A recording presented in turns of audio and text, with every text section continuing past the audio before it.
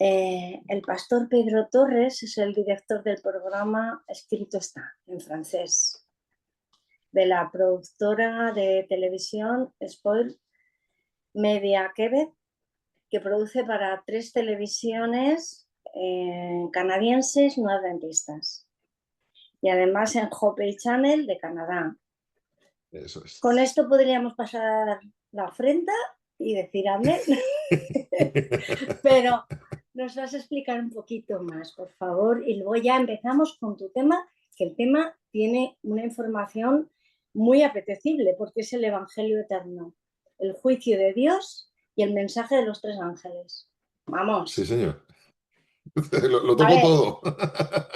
nos vas a dar un pase de todo. Pedro, ¿nos puedes explicar un poquito más de tu vida para los que no te conocen, un poquito, aparte de tener este currículum? Bueno, hoy voy a añadir algo al currículum que no está nunca, y es que Susana y yo hemos compartido mucho tiempo de cariño y de amistad en el seminario con Raquel, que está aquí entre nosotros hoy. Ahí han sido épocas de la vida que hemos coincidido, así que eso es muy bonito. Pues yo qué sé, ya le dije a David que si saco todo el desplegable, como tú has dicho, es muy largo. Ahí en España pues fui pastor durante 14 años, sí, de los cuales 7 estuve en la Unión como comunicaciones, director de la revista, Libertad Religiosa, la radio, la tele, en fin, un montón de cosas. Y luego nos fuimos a Francia y con Susana y con los niños, y ahí en Francia estuvimos otros 7 años, igualmente en la Unión, llevando lo mismo, comunicaciones, radio, televisión, la revista, Libertad Religiosa, y desde el 2023, 26 de junio del 23, ahora va a ser, en pocos días va a ser 2 años que estamos aquí en Canadá, esta vez ya de forma mucho más específica, haciendo solamente televisión. Como tú has bien dicho, estamos produciendo el programa de Escrito está en francés, Il est écrit, para 3 televisiones públicas canadienses que, pues, nos conocen ya, conocen este programa desde hace 50 años.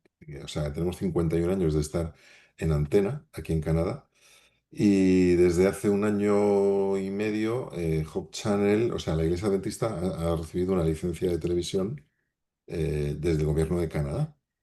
Y es la primera, por cierto, la primera televisión religiosa que pertenece a una denominación que recibe una licencia del gobierno canadiense para emitir. Pero eso lo gestionan en la Unión. Yo estoy en Quebec, la Unión está en Ontario. Y entonces uno de los requisitos, porque Canadá es un país bilingüe, es emitir un porcentaje en inglés y un porcentaje en francés. La Unión se encuentra en territorio anglófono, el territorio francófono es la provincia de Quebec en su mayoría, y entonces el gobierno les exige producir tanto en un idioma como en otro. Entonces, como había un estudio aquí para el programa escrito está en francés, se llegó al acuerdo de que aquí habría que aumentar, crecer el estudio de televisión para poder producir más programas en francés aparte de escrito está.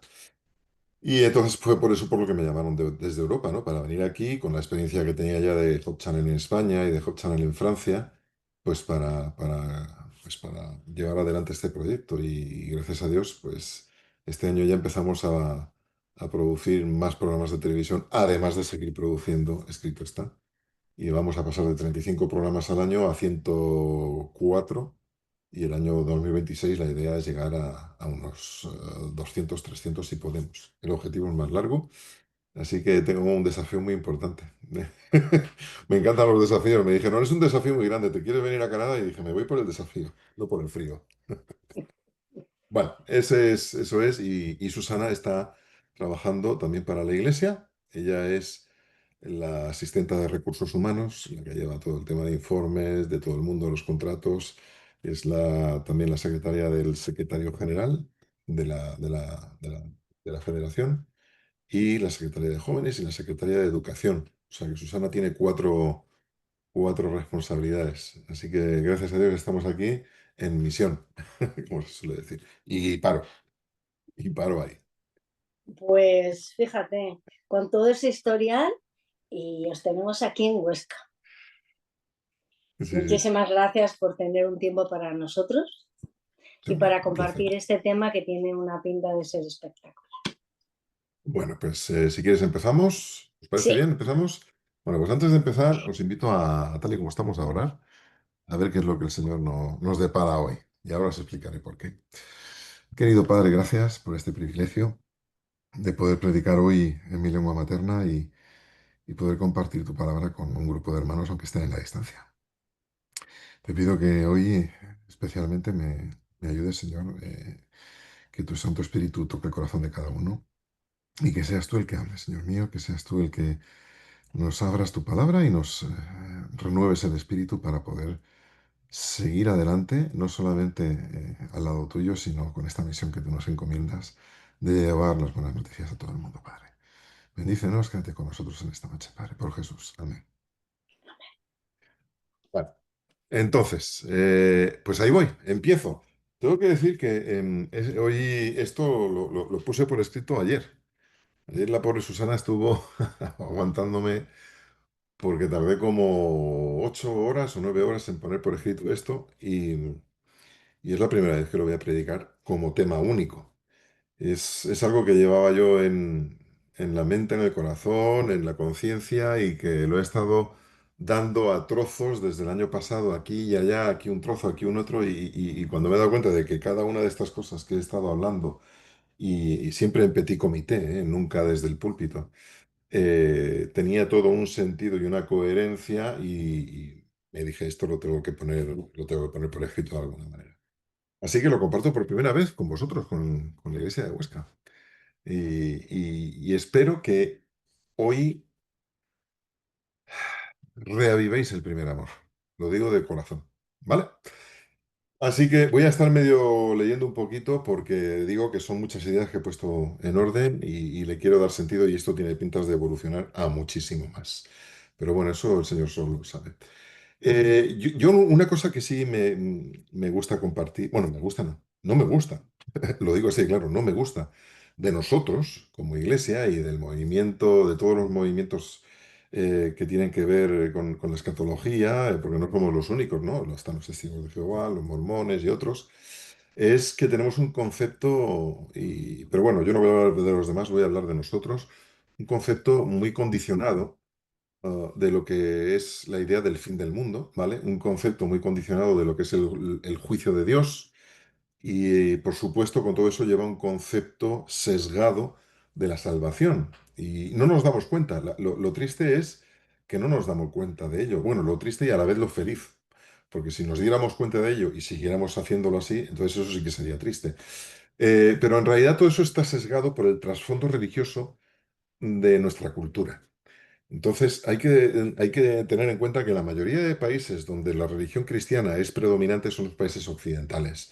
Y excepto Estados Unidos, que es un caso aparte, que son mis vecinos del sur, que los tengo aquí a un ratito, los demás son países que son de mayoría, pues de la religión mayoritaria tradicional, ¿no? Lo que conocemos como la Iglesia Católica Romana. Y yo no sé si os dais cuenta, si nos damos cuenta de que en este trasfondo religioso, cultural, mayoritario, histórico, tiene un fundamento muy fuerte en algo que teológicamente llamamos la salvación por las obras. Es decir, que para poder ser salvo hay que aplacar la ira de Dios, hay que apaciguar la ira de Dios, y se hace a base de sacrificios. Tengo que hacer sacrificios de cualquier naturaleza, bien sean físicos, penitencias, lo que hemos visto en procesiones de Semana Santa, etcétera, o conductivos, de me tengo que comportar de una manera y tengo que hacer un esfuerzo porque me tiene que doler, ¿vale? O económicos también, ¿no? Voy a hacer un don, voy a hacer un sacrificio en cualquiera de sus índoles. Tiene que doler, ¿vale? La idea es esa, me tiene que doler. Si no duele, no estoy haciendo un sacrificio. En resumen, cuanto más duele, más cerca estamos de ser salvos. Eso es el trasfondo que todos tenemos detrás, ¿vale? Porque venimos de ahí, de esa cultura, y vivimos en esa cultura. Salís de casa, salís de la iglesia y todo el mundo que nos rodea cree en eso y lo cree además de verdad. Y la gente piensa que cuanto menos duele, más lejos estás de ser salvo. Y si hay algo bueno, eso tiene que ser pecado. No sé si me seguís. Esa es la idea que está ahí. Por lo tanto, por contrapartida, todo lo que tiene que ver con felicidad, alegría, gozo, está casi, por no decir del todo, mal visto por ciertos sectores del cristianismo.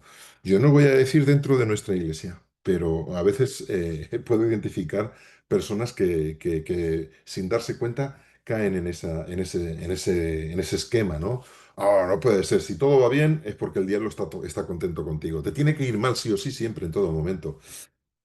Creo que ahí hay algo que falla. Y este esquema es prácticamente calcado, fijaros bien lo que os voy a decir ahora, no solamente en el cristianismo, sino en todas las religiones del mundo.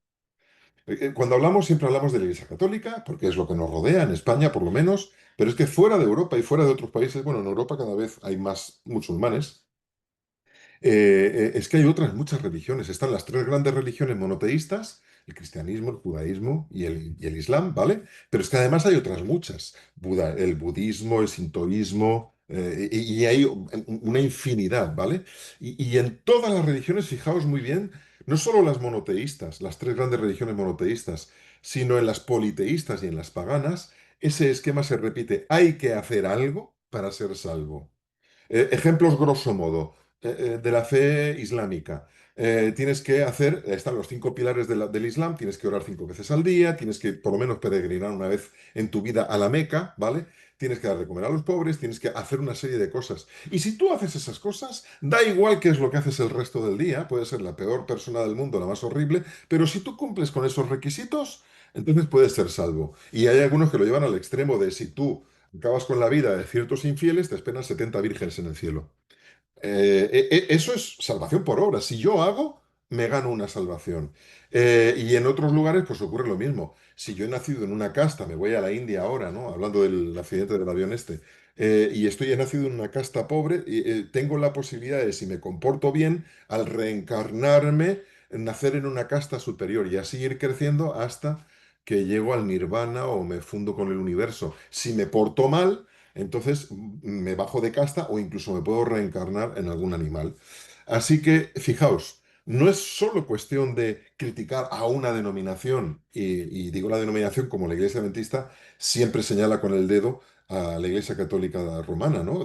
Por la salvación por obras, esto y lo otro. Es que va mucho más allá. Es un esquema que se comparte, que es mucho más largo. Y por supuesto, hay otras denominaciones que participan. Hay dos grandes pilares que dan a toda esa confusión. Uno, la inmortalidad del alma, reencarnación en algo más o en algo menos, o en el cielo o en el infierno, y la salvación por obras. Si hago más cosas buenas que cosas malas, igual Dios me perdona y puedo ir al paraíso. Ese es el esquema, ¿vale? Estoy hablando de la cultura en la que hemos crecido y en la que estamos viviendo. Y ese esquema no es tan diferente si salimos de Europa y nos vamos a un país donde no hay cristianos, pero es el mismo esquema. Tengo que hacer para reencarnarme o tengo que hacer. ¿Por qué os explico todo esto? Porque eso implica que nosotros tengamos frenos a la hora de entender el mensaje bíblico de una manera más plena. Es que también podría ocurrir eso incluso entre nosotros, entre los adventistas. Podría también podríamos nosotros caer en esa trampa. Normalmente yo diría que no, ¿vale? Yo diría que no, que eso no ocurre así, pero la conducta que mostramos en la iglesia cada sábado en nuestra vida, inconscientemente deja ver que no hemos terminado de dejar atrás toda esa carga religiosa cultural y que en alguna manera nos está afectando incluso a nosotros, los adventistas del séptimo día. Y digo bien, porque la religión debería de ser una relación personal con Dios y no una serie de normas conductuales que nos llevan a la salvación. Porque yo me entristezco cada vez que visito una iglesia y me doy cuenta de que hay personas que identifican las 28 creencias adventistas con cosas que tenemos que hacer para ser salvos. Y ese es el mismo esquema que acabo de mencionar en otras religiones. Las preguntas que estoy haciendo quizás son insidiosas, yo sé que no son cómodas y lo estoy haciendo a propósito. Incluso si alguien cortara el vídeo aquí, me podían tachar de todo si lo extrapoláis de lo que viene después. Pero primero habría que definir qué es o qué significa hacer mi parte. Hay preguntas. ¿Soy salvo porque guardo el sábado? ¿Y si no hago mi parte, seré salvo? Esas son dos preguntas que salen mucho en las conversaciones, sobre todo después del culto, en los sábados por la tarde, entre nosotros. Y son preguntas hechas a propósito para pinchar, como digo yo. ¿Qué significa hacer mi parte? ¿Qué son las cosas que tengo que hacer? Todo eso hay que clarificarlo. Y esto, si no nos damos cuenta, nos está llevando a una clase de tipo B, un subgrupo de la salvación por obras. Es decir, yo tengo que hacer algo para suplementar, complementar lo que Jesús ya ha hecho por mí y poder ir al cielo. O sea, yo acepto a Jesús, pero además tengo que. Siempre está sí, sí, tú eres salvo por gracia. Sí, pero también tienes que cambiar tu vida, también tienes que obedecer, también tienes que, cuando lo estamos diciendo así, no nos damos cuenta de lo que estamos afirmando, es que lo que tengo que hacer es añadir un pequeño extra para que esa salvación sea completa y garantizada. Eh, Hasta ahí, si me callo, la lío y con la bomba. Pero vamos a ver, yo creo que el problema es que no hemos terminado de asimilar, integrar completamente lo que es el Evangelio eterno. Y el Evangelio eterno son literalmente buenas noticias. Y son tan tremendamente buenas que siempre serán buenas noticias. Evangelio significa buenas nuevas, buenas noticias. Evangelio eterno significa buenas noticias para siempre, eternas. Son unas buenas noticias tan buenas, tan extraordinariamente excepcionales y buenas que siempre serán buenas noticias a la eternidad. Por eso son buenas noticias eternas o evangelio eterno. Vamos a repasar. Yo sé que esto lo hemos dado todos los estudios bíblicos, pero hemos dado, yo he caído en ese pecado, en ese error como pastor de dar esta parte rápido para poder llegar a la parte de la ley, para poder llegar a la parte de la reforma pro salud, para poder llegar a la parte de otras cosas y hacer el énfasis ahí. Y no hemos hecho el énfasis en el concepto de evangelio, como debiéramos. Lo hemos pasado como rápido y hemos ido a otras cosas que son lo que nos diferencian, ¿no? Primero veamos el ABC del Evangelio, porque tenemos que redescubrir eso. Un texto que conocemos todos de memoria y que por alguna razón ha pasado a un segundo plano, de hecho casi como cuando si alguien le pregunta a la iglesia, ¿cuál es tu texto bíblico favorito? Ah, Juan 3:16, y la gente te mira como de reojo como diciendo, ¡buah! ¿No tienes otro mejor? No, no hacemos eso, perdón. Juan 3:16. Es un texto que conocemos de memoria, que lo sabéis seguro. Estoy seguro que si alguien abre el micro, me lo lanza ahora. Porque de tal manera amó Dios al mundo que ha dado a su Hijo único, unigénito, para que todo aquel que en él cree no se pierda y tenga vida eterna. Y yo cada vez que digo esto a la gente le digo, sí, sí, sí que te lo sabes de memoria. Para, ¿Para que quién? ¿Los que guardan el sábado? ¿Para los que hacen esto? ¿Para los que hacen lo que sea? No, no. Todo aquel que en él cree. Luego veremos qué significa creer y qué implica, ¿no? Pero de momento, todo aquel que en él cree. Todo. No unos cuantos. Y esto es lo que nos tiene que llevar a pensar. Y hay gente que me dirá, Pedro, eso se llama gracia barata. Luego hablo de eso. Fijaos, no se tardarán los comentarios en decir que, bueno, habrá que explicar qué es lo que significa creer. Para muchos eso es sinónimo de obedecer. Y es cierto, porque creer implica ciertas cosas. Pero lo voy a tratar en un segundo momento. Lo que sí que me da lástima es que se nos haya olvidado el versículo 17. Si yo digo Juan 3:16, abrir los micrófonos y la mayoría me lo sabe decir, aunque lo acabo de recitar. Si yo os digo Juan 3:17, yo estoy seguro de que más de uno se sentiría en un apuro. Ese no lo sabemos tan de memoria. Y es que es una perícopa, es del 16 al 18. Y el 17 dice, y lo voy a leer, porque no envió Dios a su Hijo al mundo para condenar al mundo, sino para que el mundo sea salvo.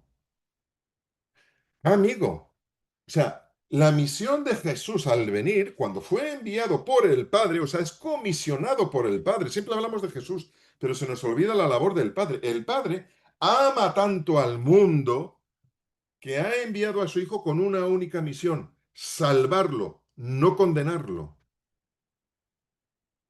Y eso ya nos tenía que hacer pensar en que la imagen de un Dios que se enfada cuando no obedecemos, ya hay algo que no está bien.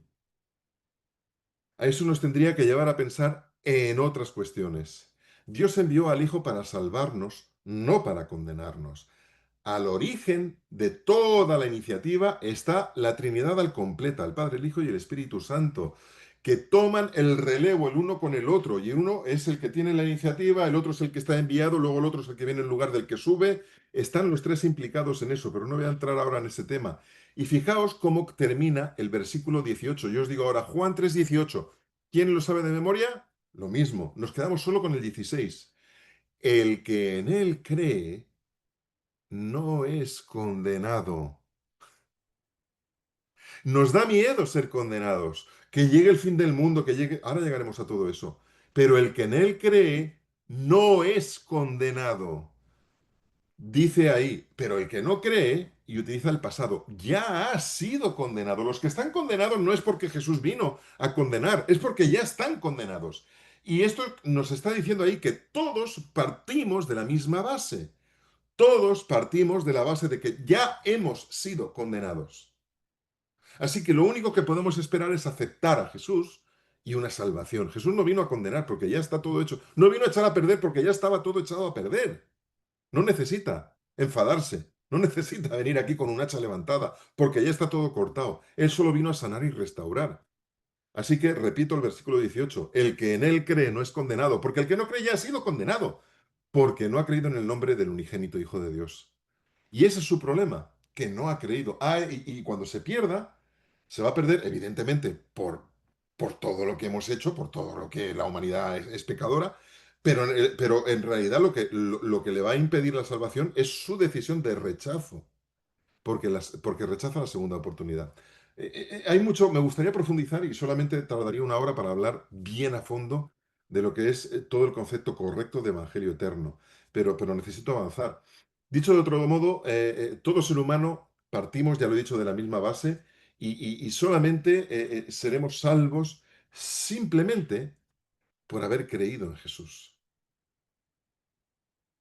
La salvación se nos dio antes de que yo recibiera los estudios bíblicos y de que yo empezara a guardar el sábado. Yo he tenido que aceptar ese regalo y a partir de ahí lo disfruto. Y eso tiene consecuencias, por supuesto que sí. Y repito, hablaremos de ello. La conclusión es sencilla. Todo el que crea será salvo. Yo sé que ahora esto, si lo hubieran todos los adventistas del mundo, la mitad de la iglesia adventista se estaría rasgando las vestiduras diciéndome que soy infiltrado y todas las cosas que queráis. Pero me da igual, porque eso es el evangelio puro y duro. Yo no puedo tergiversar la palabra de Dios, la Biblia. ¿Qué tenemos que hacer? Esa es la gran pregunta. Creer. Punto final. Creer. Evidentemente, si alguien me dice algo por mi bien, y me da un consejo y yo a esa persona la conozco y confío en ella y la creo, lo mínimo que voy a hacer es poner en práctica lo que me ha dicho que haga. No sé si se entiende. ¿Por qué? Porque conozco a esa persona, creo en esa persona y sé que todo lo que me dice es por mi bien. Entonces yo inmediatamente voy a poner en práctica lo que esa persona me diga. Lo pondré en práctica, que es lo que se llaman obras desde el punto de vista teológico, pero no para ganarme su favor, sino porque yo sé que esa persona me ama tanto que todo lo que me diga será por mi bien, pero no para ganarme su favor. Y esa es la grandísima diferencia en la pequeña zona gris que, sin querer, aunque decimos que tenemos una imagen muy clara del equilibrio entre la fe y las obras, todavía nos hace que estemos muy inclinados hacia la cultura general de trasfondo que llevamos detrás, que repito, va más allá del catolicismo, eso entra también dentro de los musulmanes y de cualquier otra religión. Así que, como dice Santiago 2:18, te mostraré mi fe por mis obras. Muéstrame tu fe en Jesús. ¿Cómo sé yo que crees en Jesús? Pues solamente sé si crees en Jesús porque tu conducta va a manifestar que le haces caso en todo lo que te pide. Pero no para obedecerlo para ganarte su favor, sino porque confías en que quiere lo mejor para ti. Y esa es la pequeña gran diferencia. Es tan sencillo como eso, es tan sencillo como aceptar. Y no podemos hacer nada más por ser salvos. Por ser salvos no se puede hacer nada excepto aceptar el regalo de Dios. Y si yo lo acepto, evidentemente de corazón, lo mínimo que puedo hacer es, ¿y ahora qué? Y todo lo que venga después, no lo hago para ganarme la salvación, sino porque soy salvo, que es diferente. Y eso es un pequeño milímetro de movimiento que puede echar todo a perder o puede echar todo a ganar. Así que yo no guardo el sábado para evitar la ira de Dios, ni para evitar que Dios se enfade, ni para ser un buen cristiano o un cristiano de primera división cuando los demás son de segunda. No. Yo guardo el sábado porque es el día en el que Él me prometió que iba a tener una cita conmigo y yo, como enamorado de Jesús, lo que quiero es pasar un día con Él. Esa es mi motivación y no para ganarme el favor de nadie. En fin, Efesios 2:8 en la versión Dios habla hoy, lo confirma. Pues la bondad de Dios ha recibido, que han recibido, perdón, repito, voy a leer para no perder el hilo. Repito, Efesios 2:8 la versión Dios habla hoy. Pues por la bondad de Dios han recibido ustedes la salvación por medio de la confianza, de la fe. Y esto no es algo que ustedes mismos hayan conseguido, sino que es un don, es un regalo de Dios. Así de claro. Es algo que no podremos conseguir jamás, por mucho que observemos todos los sábados que quedan de aquí al fin del mundo o hasta que yo me muera. Por mucho que yo haga eso, no voy a ganarme la salvación. Es un regalo de Dios. Ojo, no estoy diciendo que no haya que guardarlo, ¿eh? Pero quiero que se entienda que eso no es para complementar nada. Si no hay nada que podamos hacer para ser salvos, excepto aceptar la salvación. Y hay gente que me dirá, eso es demasiado simplista. No, precisamente porque es solo eso, nos cuesta por nuestro trasfondo a aceptar que es así. Siempre tenemos que hacer algo, siempre tenemos que añadir algo. Quiero ser partícipe de alguna manera. Y eso es lo que nos echa a perder. Aquellos que dicen que esto es gracia barata, yo les invito a reflexionar y reflexionemos juntos. Si compras un producto de limpieza que cuando lo usas te limpia el 90% y hay un 10% que tú luego tienes que frotar y añadir otros productos, ¿es bueno? No. Pero si tú compras un producto que cuando lo usas te lo deja niquelado y no tienes que hacer nada más que enjuagar y ya está, ¿cuál de los dos es mejor? ¿El que lo limpia todo al 100% o el que limpia al 90%? ¿Cuál es la gracia barata? La que me salva parcialmente y yo tengo que añadir con mi comportamiento, con las cosas que yo hago como buen adventista del séptimo día para poder llegar al cielo, o la que me salva y punto. ¿Qué devalúa la sangre de Cristo? Porque la sangre de Cristo es el mejor detergente del universo. ¿Una sangre de Cristo que te lava al 90% o la que te lava al 100%? Entonces, ¿cuál es la gracia barata? La gracia barata no es aquella en la que la acepto y soy salvo, no. Esa es tan cara que lo limpia todo al 100%. La gracia barata es aquella que, aun aceptando, yo tengo que añadir complementos, suplementos de mi cosecha para poder alcanzar el poquito que falta. Esa es la gracia barata. Eh, Me voy a saltar un poquito de aquí. Yo no sé si os dais cuenta de todo lo que esto implica, pero hemos caído en una fe de complementos. Tengo que, hay que, debo, tenemos que. Si no haces esto y al final, como ya la gente sigue esto, al final yo tengo que llegar al sufrimiento incluso. Si no hago esto y no lo paso mal, es que no soy un buen adventista, es que no soy un buen creyente. Eso es el camino cuando se va desviando poco a poco. Dicho de otro modo, no hay pases de primera ni de segunda para ir al cielo. Los pases son o entras o no entras y son así para todos. Y yo creo que tenemos un problema en asimilar eso. Creemos que tenemos la exclusiva del acceso y no es así. ¿Mm? No hay nada que podamos añadir, como dice Mateo 6:27, un codo a nuestra estatura. Aunque ella está hablando de cosas materiales, también podríamos hablar de cosas espirituales. No hay nada que yo pueda hacer para añadir un codo a mi estatura espiritual. Eso es solamente Dios el que lo hace. Y punto. Y porque lo acepto. Y Él hará el resto. También se refiere a nuestro crecimiento espiritual. La pregunta entonces es, ¿qué me motiva a hacer todo lo que yo hago? ¿Qué os motiva, qué nos motiva a venir a la iglesia? ¿Qué nos motiva a estudiar Apocalipsis, la escuela sabática, los tres ángeles? ¿Qué es lo que nos motiva a ser, voy a decir, llevar un cierto estilo de vida o una cierta dieta? Porque ahora hay para todos los gustos, ¿vale? Ya no solamente es vegano o vegetariano, macrobióticos y todos los bióticos que queráis, ¿vale? Que parecemos ya los Transformers. Es que voy por ahí. ¿Qué es lo que nos motiva? ¿El temor a la ira de Dios?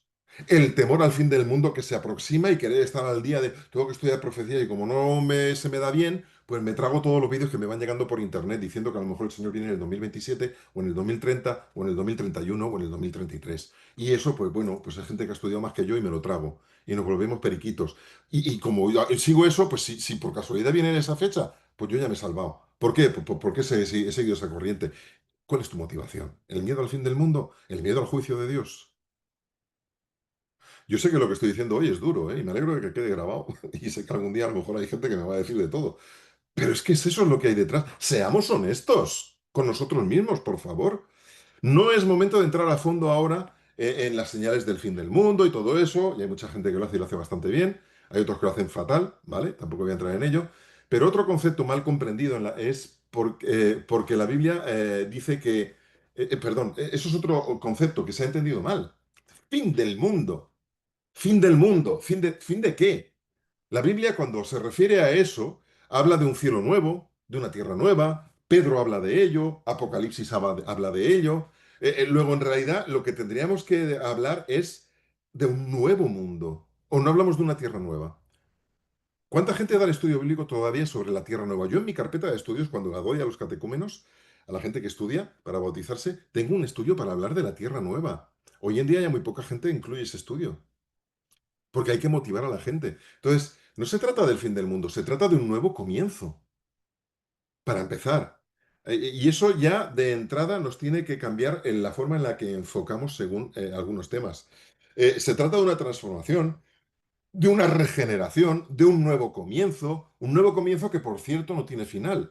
Hay muchas señales, hablando de otras cosas ahora, que simplemente son señales. Y siempre digo, uso este ejemplo, cuando hablamos por la autopista conduciendo, sé que me dijiste 20 minutos, pero esto corre el riesgo de ser muchísimo. ¿Tengo el permiso para alargarme? ¿Seguro? Vale. Entonces, cuando vais conduciendo por la autopista, hay señales. Cuando salís de Huesca hacia el norte, ponéis Sabiñánigo a tanto. Y conforme vas avanzando, dices Sabiñánigo si vais en dirección contraria, te va diciendo Loarre a tanto, ¿vale? Te os va diciendo las señales. Las señales están ahí, son fijas. Lo único que hacen es darte información, no hacen nada. Pero si tú no avanzas con el auto, esas señales no cambian. Eres tú el que tiene que hacer algo para avanzar en ese camino. Las señales simplemente nos dan información, nos indican que estamos yendo por el buen camino, nada más. Y ahí están.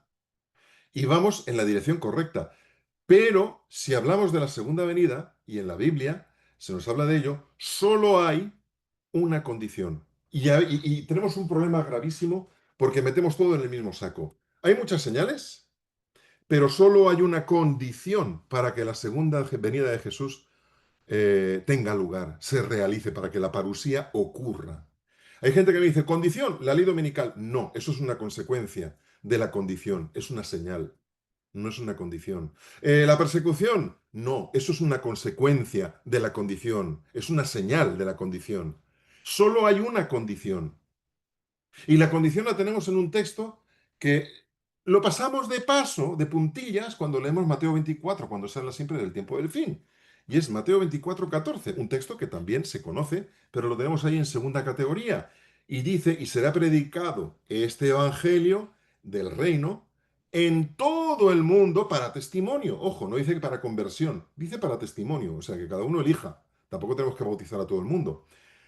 Repito, y será predicado estas buenas noticias eternas a todo el mundo para testimonio a todas las naciones. Y entonces vendrá el fin. ¿Cuál es la palabra clave de ese texto? Entonces. Ese entonces te está diciendo que lo que viene después es consecuencia o no puede ocurrir sin que se haya ocurrido lo previo. Y lo previo es que hay que dar el Evangelio eterno, y el Evangelio eterno es lo que os acabo de explicar hace un momento, que lo aceptas y punto, que son muy buenas noticias, porque si uno cae en que tengo que complementar, vamos a acabar como Lutero, intentando ganar la salvación por obras hasta que un día te levantes de las escaleras en Roma y digas, pues no puedo. Y entonces descubras la epístola de los romanos y digas, pues ahí está la fe, que eso fue lo que le ocurrió a Lutero. Después de intentar lo que en su momento era para nosotros otras cosas, porque estamos repitiendo el mismo patrón que Martín Lutero cuando se despertó espiritualmente y dijo, es que no puedo ganarme la salvación. Es solo un regalo. Esas son las buenas noticias que hay que, Mateo 24, predicar a todo el mundo, dar testimonio a todo el mundo. Y lo dice en la versión Dios habla hoy, lo voy a leer, me gusta más la versión Dios habla hoy de Mateo 24:14. Y esta buena noticia del reino será anunciada en todo el mundo para que todas las naciones la conozcan. Testimonio. Entonces vendrá el fin. O sea, el fin no puede venir sin que primero haya una anunciación de las buenas noticias, de ese mensaje que estamos considerando un mensaje de segunda en nuestro en medio, no sé por qué, a todo el mundo. Y es la base, es el principio por el que empieza el mensaje de los tres ángeles, que luego lo vamos a atacar. ¿Cómo vamos a predicar el mensaje de los tres ángeles si estamos ninguneando ya el primer peldaño del mensaje de los tres ángeles, que es el Evangelio eterno, que es las buenas noticias que os acabo de leer y compartir? Algo que, sí, sí, sí, fuera vamos con. No, no, fuera no. Eso está ahí y es el primer paso del resto. Y sin ese primer paso, el resto de los tres ángeles, lo vais a ver, no puede ocurrir tampoco. No se trata de ser expertos teólogos en apocalíptica, no se trata de ser expertos en escatología, sino de dar testimonio de buenas noticias. De eso es de lo que se trata, que son contrarias a lo que casi la mayoría de religiones enseñan. Esas buenas noticias de que no tienes que hacer nada para ser salvo, excepto aceptar a Cristo, luego habrá consecuencias, evidentemente, pero aceptar a Cristo es contrario a lo que la gran mayoría de todas las religiones del mundo predican. Porque ya os lo he dicho, tienes que hacer algo, o para reencarnarte, o para ir al cielo, o al infierno, o al paraíso. Tienes que hacer algo. Y nosotros estamos cayendo en ese error sin darnos cuenta. Tenemos que hacer algo también. En nuestro medio lo estamos diciendo mucho. Hay que hacer algo, eso es en todas las religiones más allá de la cristiana, por nosotros mismos, cueste lo que cueste, que sea un esfuerzo, si es posible que duela, mejor, para apaciguar la ira de un Dios, para poder llegar quizá a ser salvo. Eso es lo que subyace en todas las culturas de todo el mundo, con diferentes manifestaciones religiosas, repito, politeístas, paganas, las tres religiones mayoritarias monoteístas. Pero eso es lo que subyace detrás. Y eso es una confusión del verdadero carácter de Dios. Dios ya sabe que estamos perdidos y sabe que no podemos hacer nada por evitarlo y por salvarnos. Y envió a su Hijo único para salvarnos. Y no nos lo mandó para condenarnos, sino para rescatar a la gente. Porque los que están perdidos ya están perdidos. Solo pueden esperar ser salvos. Y no me digáis que es demasiado simplista, porque aferrarse a eso va contra nuestra naturaleza hoy en día, ¿eh? Es difícil.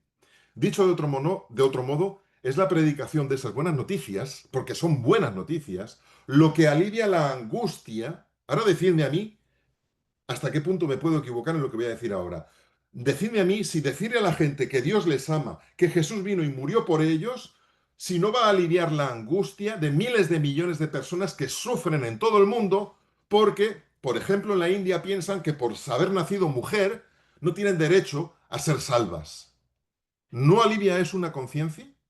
¿O porque tú no has sido un buen musulmán, porque no has tenido la oportunidad de peregrinar a la Meca o de poder orar 5 veces al día toda tu vida? Eso es un alivio, saber que hay un Dios que no depende de lo que tú haces para salvarte. Y eso a todas esas religiones paganas les alivia. Porque todo eso es una confusión. Y en el lenguaje simbólico, en la Biblia, confusión es Babilonia. Ya empezamos a acercarnos a los tres ángeles. Dios, la gente piensa que su Dios, los dioses o lo que sean, me da igual en qué religión, ahora de la religión que queráis podamos hablar, ellos lo que quieren es apaciguar a los dioses o el karma, equilibrar el karma, me da igual. Y tienes que hacer algo para influenciar de alguna manera en eso, cuando en realidad todo eso es una confusión, una desviación del verdadero Dios, el único Dios verdadero, el Dios viviente, que lo que hace es intentar entrar en tu vida para influenciarte a ti y no al revés.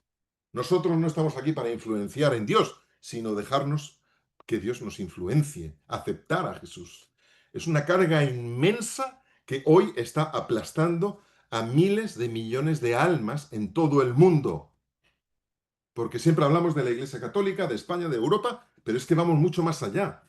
Os lo digo, no está en el sermón, pero El 30%, el 32% de la humanidad es cristiana. El resto no. Somos una mayoría dentro de la minoría. De todas las religiones, la mayoritaria en el mundo es la cristiana, el 32%. La siguiente es el Islam con el 25%. Pero si juntas todas las no cristianas, son mayoría. Nosotros somos minoría. Todavía, en pleno 2025.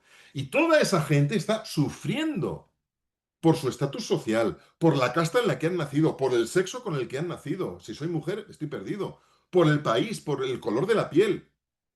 Están sufriendo y creen que no merecen. Si no merecen el respeto de un ser humano, cómo van a merecer el respeto de Dios? El Evangelio son buenas noticias que libera. Ese mensaje de Jesús es liberador. Ya lo dijo Jesús, conoceréis la verdad y la verdad os hará libres. Y Jesús además añadió, yo soy la verdad, Juan 14:6. O sea, conoceréis la verdad, conoceréis a Jesús y la verdad, Jesús, os hará libres. De tal manera amó Dios al mundo que envió a la verdad para que todo aquel que en él crea pueda ser salvo. La verdad es Jesús, es alguien. No es una colección de enseñanzas teológicas, como a veces nosotros decimos. La Iglesia Adventista tiene la verdad. ¡Mentira! ¿En qué sentido digo que es mentira? Porque la Iglesia Adventista no puede poseer a Jesús. Estamos por encima de él, lo poseemos, es nuestro. ¿Poseemos la verdad? ¿Os dais cuenta de cómo las palabras nos engañan y nos traicionan? Tenemos un conocimiento de la verdad más elevado que otras denominaciones, sin duda, pero no poseemos la verdad. No tenemos la verdad.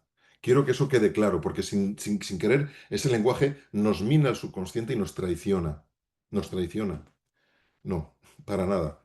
Yo no puedo poseer ni manipular a Dios. No sé si nos damos cuenta de todas las consecuencias de las cosas que decimos a veces.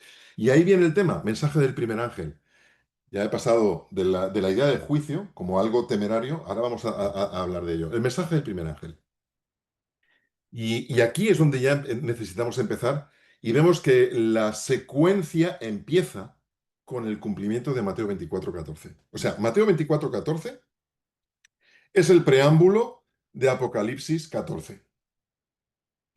Sabemos que en un lenguaje apocalíptico, es decir, en un lenguaje simbólico, ángel significa mensajero, representa al pueblo fiel, digo pueblo fiel, no quiero poner el nombre de ninguna denominación, aunque siempre decimos que somos nosotros, pero pueblo fiel que ha entendido su misión. ¿Por qué? Porque se nos presenta a un ángel que está volando, está en acción, no está esperando su turno, ya está trabajando. Hay un ángel, que en lenguaje simbólico significa un mensajero, y el mensajero puede ser un grupo, el pueblo fiel de Dios, que se pone en marcha y que está ejecutando una misión, está volando, gerundio, ¿vale? Gerundio. Está en plena acción. Y ese es el pueblo que ha comprendido y que ha asimilado sin ningún complejo el maravilloso mensaje liberador del amor y el perdón de Dios para redimir a la raza humana, que es muy sencillo, aunque lo querramos complicar. Tenía el Evangelio eterno. Y me gusta, porque ese ángel que está ahí volando, está en plena acción, está viajando, tiene, es suyo el Evangelio eterno. ¿Os dais cuenta de lo que está diciendo ese texto? Lo que te está diciendo es que ese mensaje que muchos critican, yo he criticado en el pasado en mi vida también, de ser demasiado simplista, es un grupo de mensajeros que lo han hecho suyo, es mío, lo tengo. Se ha apropiado de ese mensaje. Tú no puedes compartir algo de lo que no te has apropiado, de lo que no estás convencido. Podemos compartir muchas verdades teológicas, pero algo tan fundamental como la salvación no la estamos compartiendo. Estamos compartiendo información teológica sobre la escatología, pero no la salvación. ¿Os dais cuenta de lo que acabo de decir? Podemos ser los mejores teólogos en los tres ángeles. Podemos ser los mejores teólogos en Apocalipsis. Pero si tú no compartes el Evangelio eterno, el objetivo principal de Dios que es salvar a la humanidad, y solamente compartes lecciones de teología profética, no estás cumpliendo con tu misión.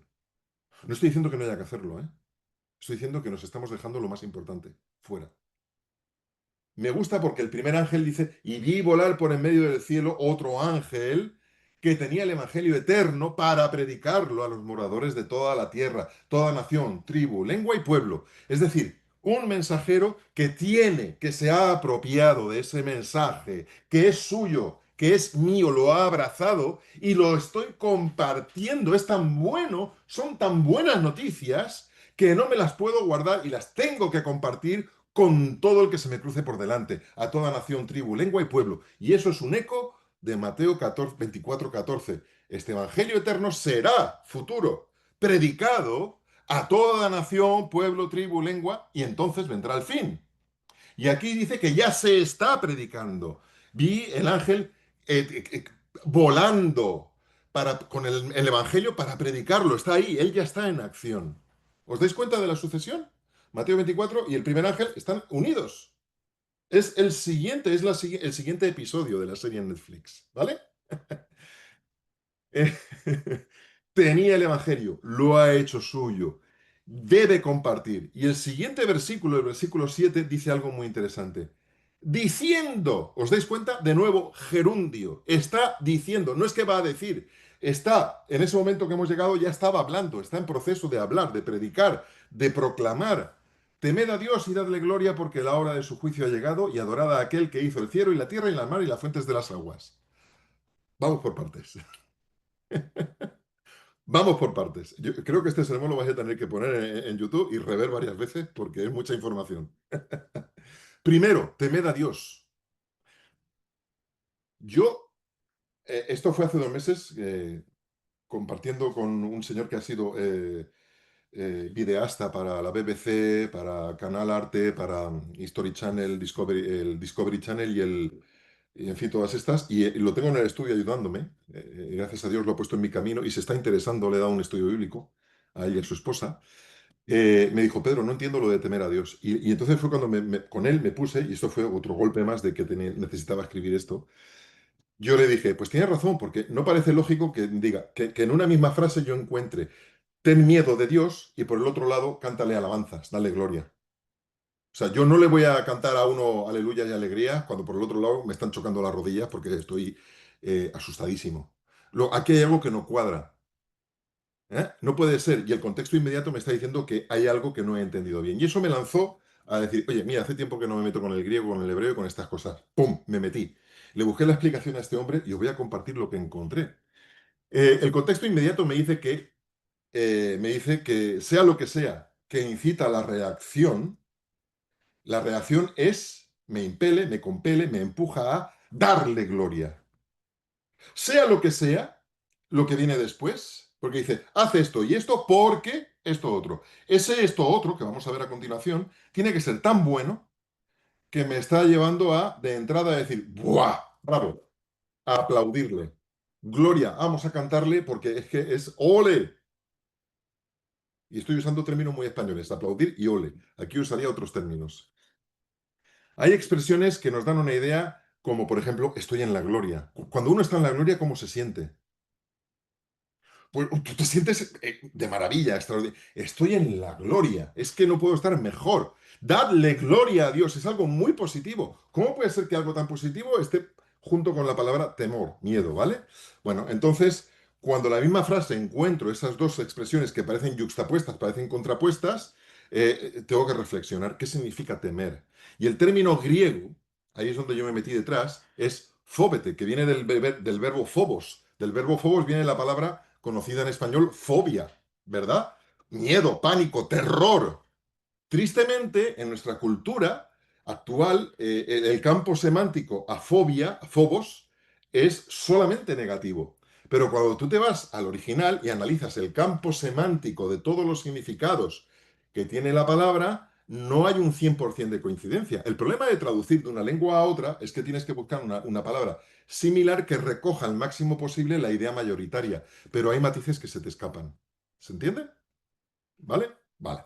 Pues entonces me fui, y lo podéis buscar en la concordancia en Strongs, si leéis inglés, manejáis la King James, en una Biblia interlineal, os vais a la concordancia de Strongs, os doy los números, es el 5399, se añade la idea de reverencia. Cuando uno va al significado de phobos, de fobio, está el de respeto, reverencia. Y la reverencia ya implica ideas, y hay un campo semántico que te añaden ahí en la concordancia, en el diccionario, de venerar, tratar con deferencia, con respeto, obediencia reverencial, y ahí en algunos sitios dice como reverenciar a un esposo. No estoy hablando del machismo, pero en aquella época se entendía que cuando alguien se casa con otra persona tiene que estar mínimamente enamorada, ¿no? O sea, que la reverencia o el respeto por un esposo o una esposa no es por miedo, hay algo más. Pero la raíz de Fobos, que es la raíz, está en el Strongs, en el 5401, por si lo queréis buscar, vemos que el campo semántico incluye significados positivos que no se pueden traducir, que lo tendríamos que traducir con otras palabras castellanas, que significan literalmente rebajarse a sí mismo para dar lugar a otro.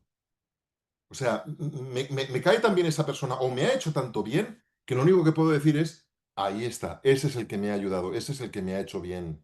Lo respeto, me aparto de la foto para que él sea el protagonista, dar gloria, reconocer el mérito de otro. Y en hebreo, la palabra equivalente hebrea, ¿vale? Porque en la Strong siempre te va a decir la palabra hebrea equivalente a esta, y ahí es la clave. Se nos olvida que Juan no era griego, Juan era judío. Entonces, su mente pensaba en arameo y sabía leer hebreo porque era lo que leían en la sinagoga cuando eran niños. O sea que ellos tuvieron que traducir a la lengua franca, que era el griego, que es lo que nos ha llegado del Nuevo Testamento. Y a su vez, de esa traducción hemos hecho la nuestra. Entonces, él tuvo que escoger del griego la palabra que más se acercara a la idea, al concepto que un semita tiene. Y la palabra es, ya lo diré, yaré. Entonces, si tomáis nota por ahí, en el Strong es el 3372, 3372A y 3372B. O sea, hay cuatro entradas para Yaré, para lo que se traduce en griego como phobos, como miedo. Y el uso es un tercio como reverenciar moralmente. O sea, hay casi la mitad se refiere a reverencia y el resto al clásico temor, miedo, etcétera. Pero es muy importante la parte de significado de reverencia, de dar honor, etcétera. En hebreo significa literalmente en el 3372a, maravillarse. O sea, yaré, que es la palabra de la que se tuvo que traducir phobos, significa literalmente maravillarse, estar pasmado en el sentido positivo, de, ¡buah! Me he quedado sin palabras. En inglés, para los que habléis inglés, sería awesome. ¿Habéis oído alguna vez esa expresión? Oh, this is awesome. No tengo palabras para expresar lo grande que es, lo bonito que es, lo bien que es, cómo me lo he pasado, cómo me siento. Esto es demasiado bonito para ser verdad. Es maravilloso. Esa es la palabra que quizá más se acerque. Maravilloso. Yaré se puede y se debe traducir como maravilloso. De hecho, 100 veces se traduce en la Biblia como maravilloso y otras 24 como maravillosidad. O sea, hay una gran lista de textos en el Antiguo Testamento donde se traduce como pasmao. ¡Qué bonito! Yo me acuerdo una vez que estuve visitando con Susana en Florencia la iglesia del Baptisterio y hay un momento que te dicen, cuando gires vas a ver la iglesia y verás qué impresión te causa. Y dije, qué exageración. Y cuando vi la iglesia de San Juan Bautista me quedé y me dijeron, hay un síndrome porque hay gente que se maravilla tanto ante tanta belleza de golpe que se quedan sin habla y les da un pasmo. O sea que os invito a visitar Florencia. Es una reacción que te sobrepasa, es una belleza enorme que cuesta digerir. Eso es lo que está detrás de Yaré. Y de ahí, entre esas dos acepciones, yo entiendo que Juan, el apóstol Juan, utilizara phobos, que es lo más parecido, que incluye una parte de respeto, reverencia, admiración, para escribir, admírate, reverencia a Dios y dale gloria. Cuando empezamos a usar lo que había en la mente detrás y no lo que nuestro campo semántico del castellano moderno nos dice, te das cuenta de que ahora sí entiendo cómo es que esto es tan bueno que lo único que me da es ganas de cantarle al Señor gracias, gracias, ole, gracias. ¿Se entiende ahora lo que significa temer? Es una mala elección de palabra, pero es que es el resultado de una cadena de traducciones. Y sin embargo, lo que significa es justo maravillarse. Es más, en el 3372b se nos indica que es un verbo, el yaré, es un verbo de acción de algo que te nace de dentro hacia afuera. ¿Veis? La direccionalidad es hacia el exterior. Y me gusta porque cuando alguien se aterroriza es de una amenaza externa, de algo que viene hacia ti. Sin embargo, en el original, en los originales, lo que te está diciendo es algo que sale de ti hacia afuera. Y esto coincide aún más con algo que te nace desde dentro, como la admiración, el quedarte maravillado y que se traduce en un darle gloria. De hecho, yo creo que Juan, por eso usó una frase compuesta, porque le pareció tan insuficiente esa traducción de fóbete, de temer a Dios, y por si acaso alguien no lo había entendido, añadió y dadle gloria, para clarificar el contexto completo. Es un momento de éxtasis, de admiración, de no me puedo creer lo bueno que es lo que tengo delante de mí. ¿Y qué es lo que tiene delante de sí Juan en ese momento? Admirad a Dios y dadle gloria porque la hora de su juicio ha llegado. Todo eso ha sido suscitado porque la hora de su juicio ha llegado. Y eso es una reacción completamente opuesta a la que la gran mayoría, me atrevería a decir al 99% del cristianismo, tiene del juicio de Dios. ¿Cómo es posible que el juicio de Dios, al que todo el mundo le tiene miedo, pánico, horror, terror, ahí me está incitando ha llegado la hora del juicio? Por fin. Ole, ole y ole. Gloria a Dios.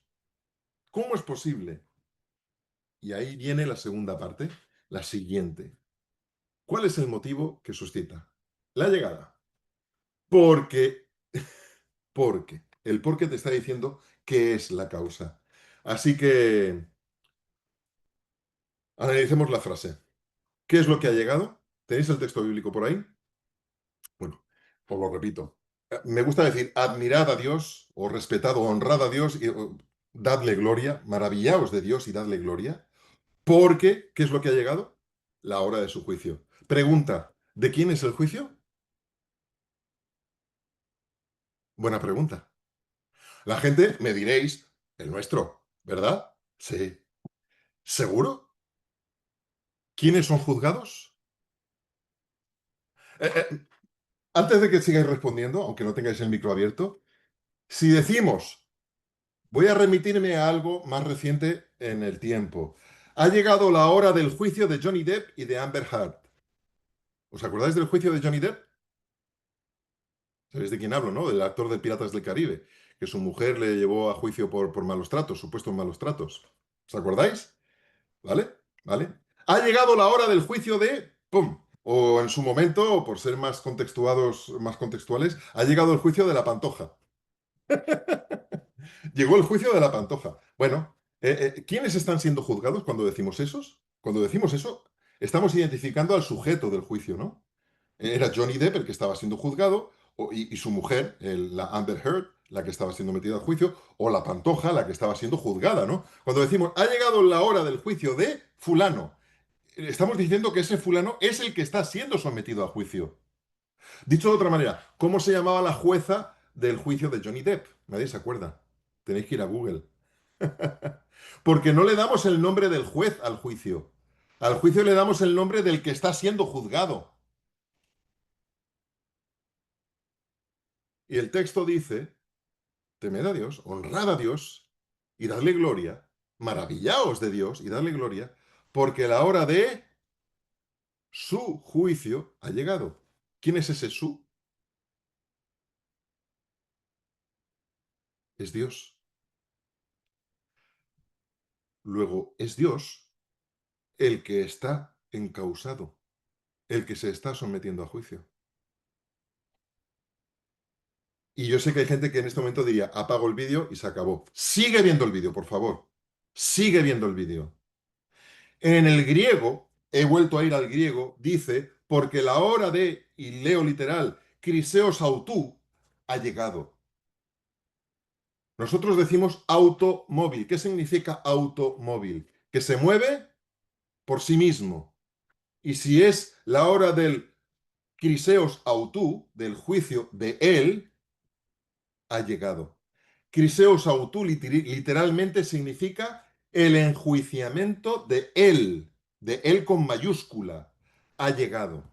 Es Dios, y eso es el griego el que lo dice, por favor, y la lógica, que es él, es Dios el que está siendo juzgado delante de todo el universo.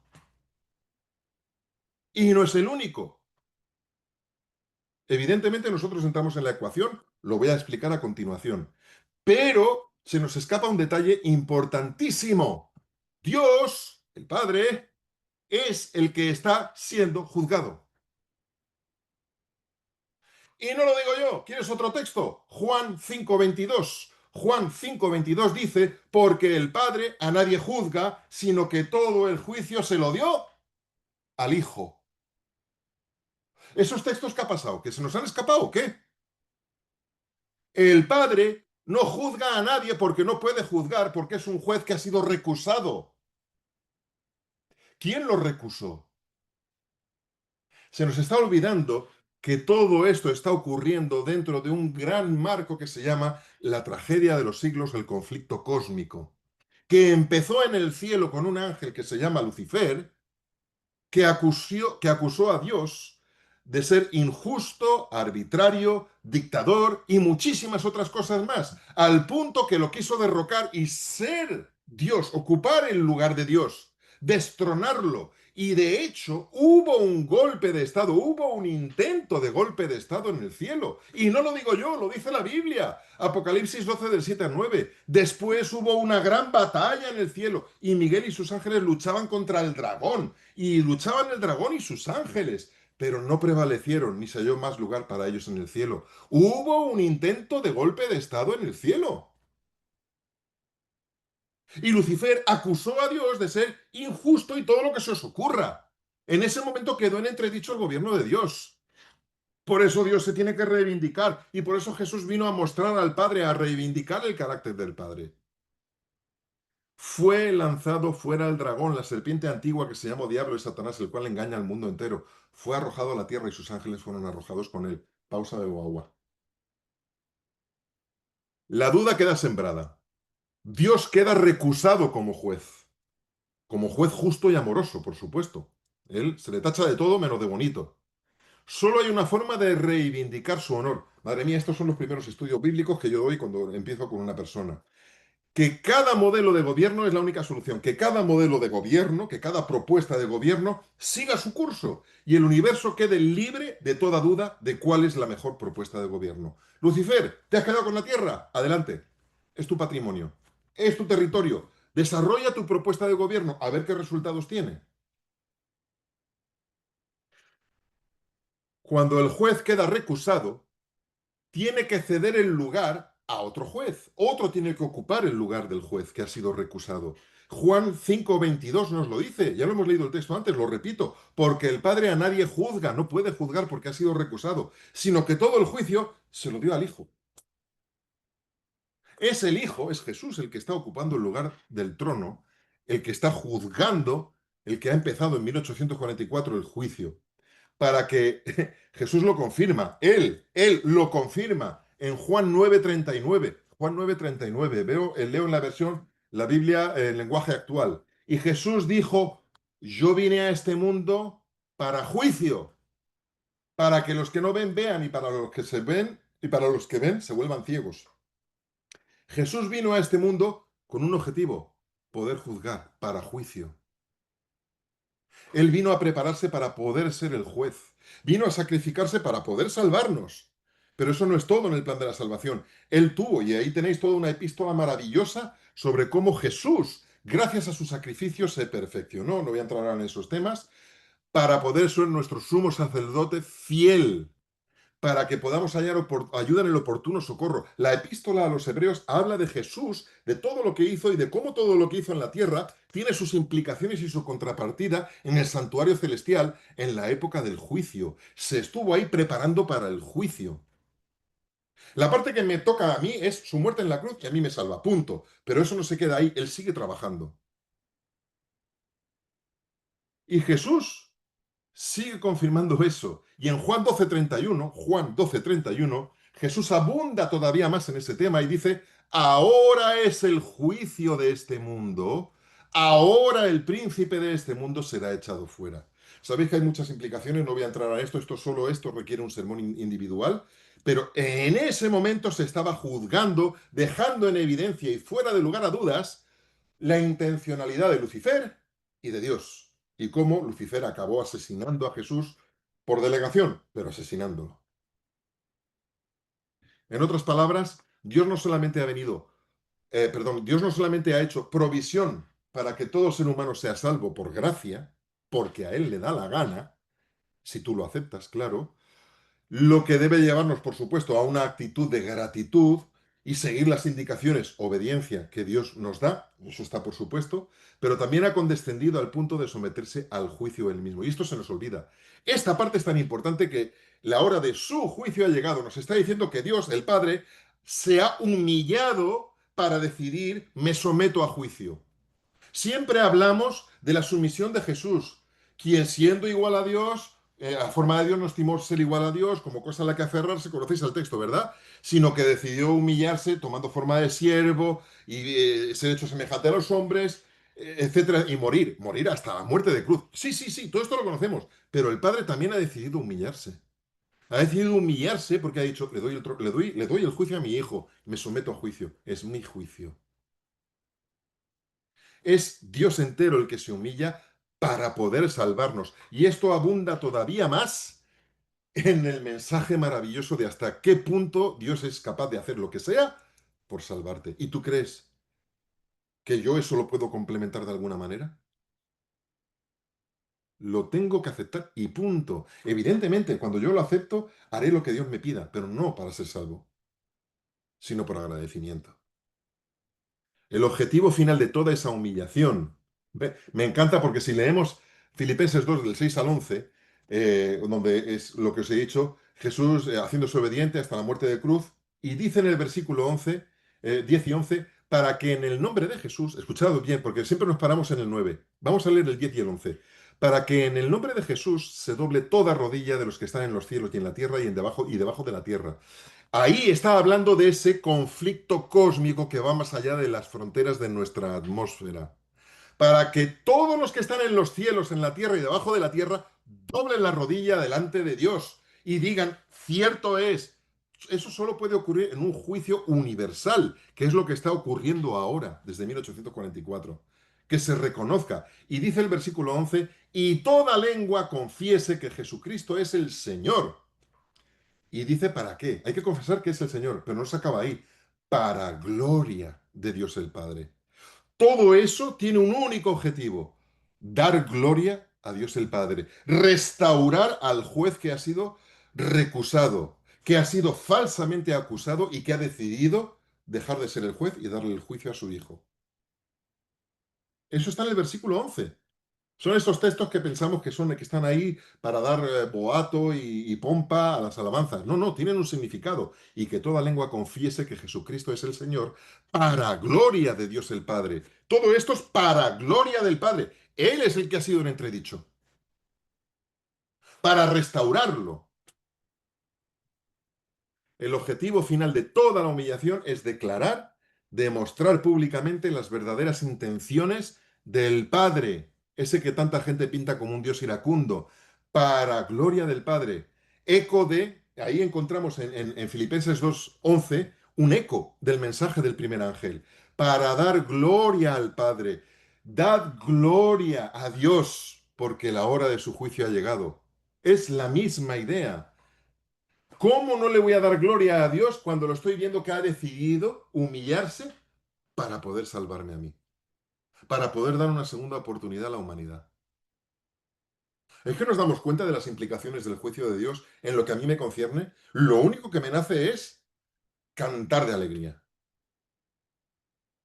Le damos gloria al Padre por la encarnación del Hijo, por lo que ello implica y su sacrificio en la cruz por nosotros. Eso es el Evangelio eterno. Otra vez lo encuentro ahí de nuevo, el Evangelio eterno. Lo que Jesús hizo en la cruz para salvarnos, para que eso reivindique y le dé honor al Padre, para gloria del Padre, para que se sepa que Dios no es como lo han pintado siempre. Todo juicio se basa en un código legal. Y aquí voy a pegar un salto rápido porque no hay tiempo. La ley del juicio es lo que conocemos, como tradicionalmente conocemos como los 10 mandamientos. Yo sé que hay algunos que lo sabéis, otros no. Ya publiqué un libro que fue el libro misionero para la División Interamericana en 2022-2023, que es un libro que se llama Dios en 10 promesas. Éxodo 20, en realidad yo lo resumo en 30 segundos, son 10 promesas que Dios nos hace. Dios nos promete estar siempre con nosotros, que nunca le llamaremos en vano porque siempre va a responder. Promete guardar un día, por eso te dice, acuérdate del sábado tú, acuérdate tú, yo ya me acuerdo, porque quiero estar contigo.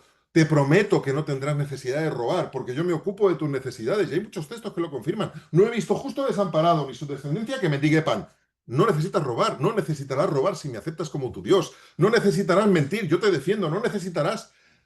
Yo te prometo que no volverás a pasar por ahí. Son 10 promesas, pero eso es otro capítulo. Os recomiendo que vayáis a Sa Feliz y os procuréis el libro de Dios en 10 promesas. Maravilloso. Y esa es la ley que rige el juicio. Y en ese juicio, cuando se aceptan esas 10 promesas, se demuestra si nuestra confianza en esas promesas, en el que hizo esas promesas, es real o no. Y se ve nuestra fe exponencialmente aumentada. Confiamos en que Dios proveerá todo lo que necesitamos, en que no necesitaremos robar porque tendremos todo lo que necesitamos, etcétera, etcétera.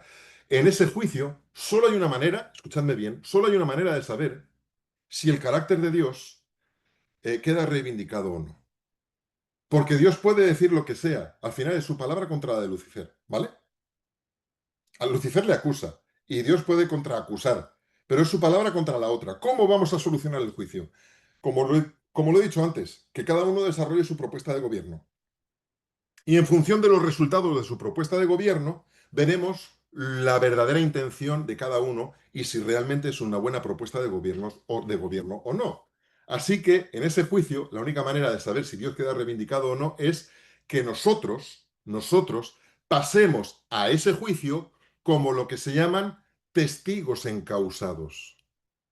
Y esto es un concepto que os invito a buscar en Google. Somos testigos encausados. Es decir, somos testigos y de nuestro testimonio dependerá si queda reivindicado lo que el Padre dice o no, pero al mismo tiempo yo formo parte de la causa. Soy un testigo encausado. Soy acusado también. ¿Vale? Todo el que no ha creído en Dios, lo hemos leído en Juan 3, 18. ¿Cómo es? Ya ha sido condenado, ¿cierto? Todo el que no ha creído en Dios ya ha sido condenado. Por lo tanto, el que ya ha sido condenado puede volver a ser juzgado. No, evidentemente no. Sabemos que en el juicio solamente pasarán los casos de los que han profesado el nombre de Cristo, nada más. El resto no, porque ya han sido condenados. ¿Está claro? Todo el que no ha creído en Dios ya ha sido condenado, por lo tanto no será juzgado porque ya ha sido pasado condenado. Solo los que hemos decidido, desde esa situación de desgracia y de desesperación, abrazar ese evangelio, esas buenas noticias de que Dios nos da una segunda oportunidad, decidimos tomar parte en esa propuesta de Dios que ha sido criticada por otro. Por lo tanto, yo al aceptar su propuesta, acepto su destino como el mío. Y si acepto su destino como el mío, paso a participar de su causa. Somos, por lo tanto, testigos encausados. Estoy participando de su causa y depende del resultado en mi vida que se va a demostrar si Dios tenía razón o no. ¡Ja! Es un giro que esto no siempre ha estado claro en nuestra mente y no tiene ninguna contradicción con lo que hemos tradicionalmente enseñados. Al contrario, profundiza más. Y el hecho de que aceptemos su propuesta de gobierno nos convierte en testigos que demuestran, vamos a demostrar, estamos demostrando delante de todo el universo los resultados de aceptar lo que Dios nos ofrece. Porque los resultados de rechazar lo que Dios ofrece, ya lo tenéis. Ucrania, Gaza, Israel, todo lo que queráis. Eso ya está ahí.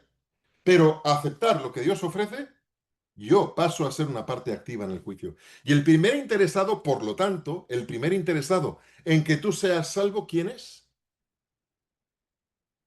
Dios mismo. Porque cada persona que se salva es un argumento infalible más a favor de su causa. Y si Dios es el primer interesado en que te salves, ¿crees que va a andar por ahí escondido en las esquinas buscando impedimentos?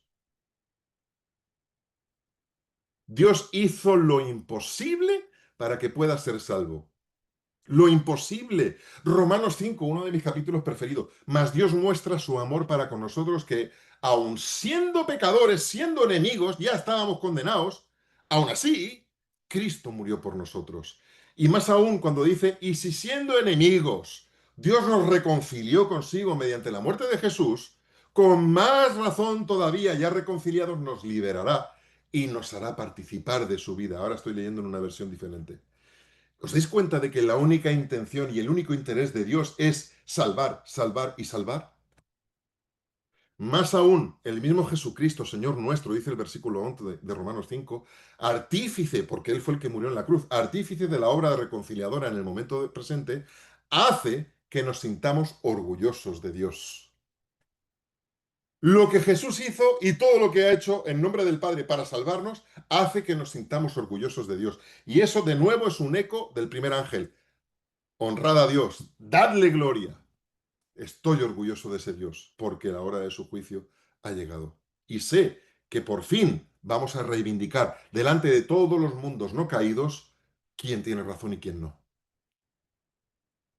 Cuando comprendemos el Evangelio eterno, todo eso, lo que implica para nosotros, y al descubrir que la hora de su juicio ha llegado, 1844, entendemos que yo al aceptar ese regalo formo parte como testigo encausado y por lo tanto también mi caso pasará a revisión como testigo encausado, repito. Ha llegado el momento de su reivindicación. Ha llegado el momento de dejar las cosas claras de una vez por todas. Ha llegado el momento de la liberación. La verdad nos hará libres. Entender esto y que no dependemos de nuestros propios esfuerzos, ritos, penitencias, ciclos de reencarnación, rituales. Eso son grandes noticias. Y ahora viene el segundo ángel, y ahora ya sí voy a acelerar. El siguiente mensaje es una consecuencia lógica del primero. El segundo no puede venir sin el primero, porque solamente cuando tú anuncias quién es el Dios, su verdadero carácter, todo lo que ha hecho por salvar al ser humano, que solo tienes que aceptarlo. Evidentemente eso te va a transformar y va a tener consecuencias, pero son consecuencias. Mi obediencia, lo que llamamos obediencia en los adventistas, son consecuencias de aceptar esa salvación, ¿vale? ¿Qué mínimo? ¿Qué mínimo? Si me has curado el cáncer, lo mínimo que puedo hacer es dejar de fumar. Es que es lo mínimo que puedo hacer. Tengo una oportunidad, no la pienso desaprovechar, pero no para curarme del cáncer. ¿Entendéis? Así que cuando predicamos eso, y no solo a los católicos, también a los musulmanes, a los budistas, a los hinduistas, a todo el mundo que cree que tiene que hacer algo para reencarnarse, para alcanzar el nirvana, para equilibrar el karma, para lo que sea, para esa confusión, cuando lo confrontas un Dios que te lo regala todo frente a una panoplia de dioses que te exigen todo, y ya veremos si serás salvo, es cuando Babilonia, todo ese sistema de confusión, se cae. Y ahí es cuando dice, otro ángel sigue diciendo, ha caído Babilonia, la gran ciudad, que ha hecho beber a todas las naciones del vino de furor de su fornicación. Nos centramos solamente en Roma, pero es que va mucho más allá de Roma. No estoy diciendo que no sea Roma, va mucho más allá, porque comparten con ellos otras. Y os repito, 2/3 del mundo no son cristianos. Y los adventistas somos el 0,2% de la población mundial, ¿vale? Pero eso es otro tema. Babilonia va mucho más allá que esa pequeña ciudad de Roma. Babilonia representa a todo sistema de creencia en salvación por obras. Todo aquel que ha sufrido una vida, ha sufrido toda su vida creyendo que jamás alcanzará la salvación, teniendo miedo de Dios, que nunca será lo suficientemente bueno o que Dios no le perdonará jamás, encuentra en este mensaje del primer ángel un alivio y una luz que no va a encontrar en ningún otro sitio. Por lo tanto, el segundo ángel es una consecuencia del primero. Se cae el velo que tiene la humanidad delante de ellos. Cuando logremos predicar esto a todo el mundo se le caerá ese velo y decir, wow, no conocía al verdadero Dios viviente. Y esto significa que no tenemos que seguir, a decir a la gente que no tienen que seguir, no tienen por qué, perdón, no tienen por qué seguir creyendo en todas esas falacias, en todas esas mentiras, porque es mentira, porque Dios no es así. Todo el sistema de creencias, adaptado a la religión que sea, que se ha seguido hasta ese momento, salvación por obras, junto con la inmortalidad del alma, se cae delante de los sinceros buscadores de Dios. Y en esa confusión de ritos, sistemas, penitencias, etcétera, todo eso pierde sentido. ¿Ahora qué hago? Igual que cuando Lutero se levantó en mitad de las escaleras que estaba subiendo de rodillas en Roma, se levantó como diciendo, ¿qué estoy haciendo? Habéis leído la biografía de Lutero, ¿no? Cuando se levantan esas escaleras y dice, ¿pero qué estoy haciendo? Y baja las escaleras sin terminar de subirlas, porque se da cuenta de que jamás va a alcanzar la salvación con todo lo que él está haciendo. Esa confusión, esos ritos, esos sistemas, esas penitencias, todo eso pierde sentido, cae por su peso delante de la luz impresionante, magnificente, gloria, maravillosa, maravíllate y da gloria a Dios, madre mía, del mensaje del primer ángel, el Evangelio eterno. Así que, sin duda, y escuchad bien, porque cuando esto ocurra al segundo ángel, el tercer ángel viene como consecuencia cuando, y esto le ocurrió a Pablo y a otros cuando predicaban, los que perdían plata porque dejaban de vender estatuillas de plata de las diosas, se compincharon para que los apedrearan y los echaran de la ciudad. Los que pierden el negocio se compinchan. Y cuando ese mensaje por fin se predique en todo el mundo, por fin, entonces va a haber gente que diga, uy, voy a perder mis adeptos musulmanes, voy a perder mis adeptos católicos, voy a perder mis adeptos budistas, voy a perder... Se van a confabular todos en contra de los que predican ese mensaje. Ahí es cuando nace la persecución. Y eso es una consecuencia, repito, de la única condición, predicar el Evangelio eterno. La persecución es una señal, es una consecuencia, no es un requisito. Va a ocurrir, porque tiene que ocurrir. Pero si esto no empieza, lo demás no llega. Si se acepta a Dios, a sus 10 promesas, repito, esto es interesante que lo aprendáis, habrá una contrapartida que buscará la alienación, querer diferenciar esos que creen en ese Dios que regala la salvación del resto del mundo.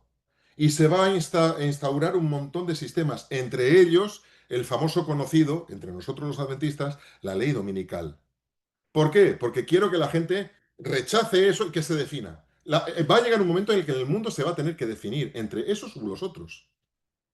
Y la ley dominical será un elemento, si no, no creo que sea el único, pero será uno de los elementos más importantes que va a definir quién acepta ese evangelio eterno y quién no. Y por supuesto habrá gente que por miedo, por eso se recibe la marca en la mano también, por miedo se quedarán diciendo no. Y por eso el sello de Dios se recibe solo en la frente. Ahora acabo de meter mucho dentro, pero me entendéis, acabo de resumir. Mientras que los que están sinceramente buscando a Dios entrarán en un momento de dilema. Los que estén buscando sinceramente a Dios y oigan esas buenas noticias, que repito que son muy sencillas, y vean que los otros se han enfadado y al punto de que están a punto de perseguir a aquellos y sacan leyes raras y cosas, van a entrar en un dilema y la gente va a necesitar un empujón. ¿Qué hacemos? Y ahí es cuando viene el mensaje del tercer ángel. Consecuencia. Es en el momento que dice, y el tercer ángel lo siguió diciendo, si alguno hace esto, va a tener consecuencias. Sin embargo, lo que Dios te propone es otra cosa completamente diferente.